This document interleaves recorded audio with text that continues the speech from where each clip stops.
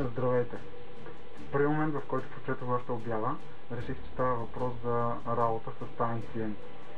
И това е причината да съм с маска и може би щях да продължа да съм с маска през цялото време, ако не бях продължил по-нататък и не разбрах, че всъщност става въпрос за човек, който ще бъде публична личност.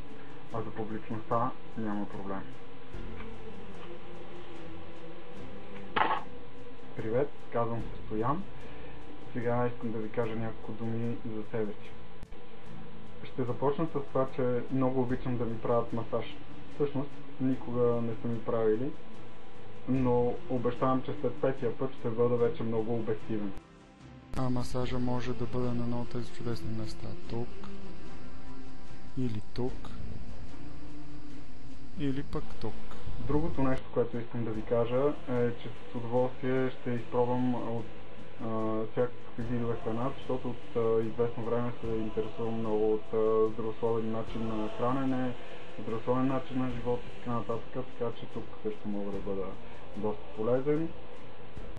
Много давно искам да изпробвам всички екстремни спортове, скачане с бънджи, парашут, планер, рафтинг, въобще всичко. Но за сега не съм имал възможност и време да го направя, така че това за мен е една чудесна възможност.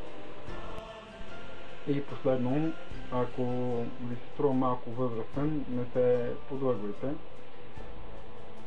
Не знам дали знаете, но индианците са имали съвсем друга система на оценяване на възрастта и тя се е базирала на това какво човек прави за другите. Тоест едно младо момиче на 14 години са го наричали баба, ако то се е грижало за по-възрастни хора, баби, лели и така нататък.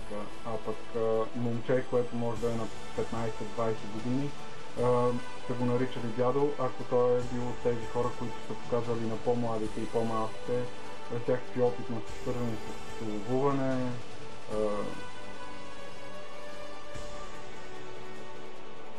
въобще оцеляване в суровата среда, в която се живее. А пък към младите по дух хора са отнасяли като към младежи. Ето пред вас е един истински стежар.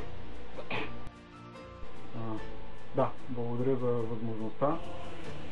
Ще се радвам, ако ме изберете да изпълнявам тази тъй отговорна и съвсем сериозна задача. Благодаря.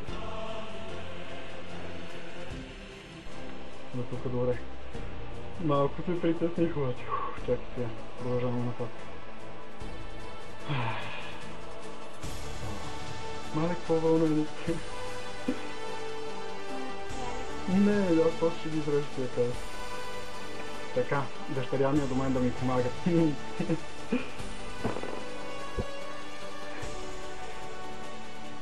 Причет. Ето, пред вас си едно тези парче. Аз съм си да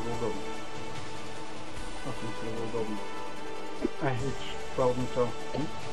Не, от начало. 6 дугъл, трети кадър, кадан 4.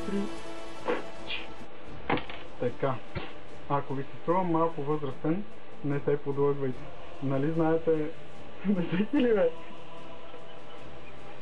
Тия кадри ще ги сложим отзад в видеото. Нали знаеш, като във филмите на Джеки Чан. И така, не взимам пари за своята страхотност или красотата си.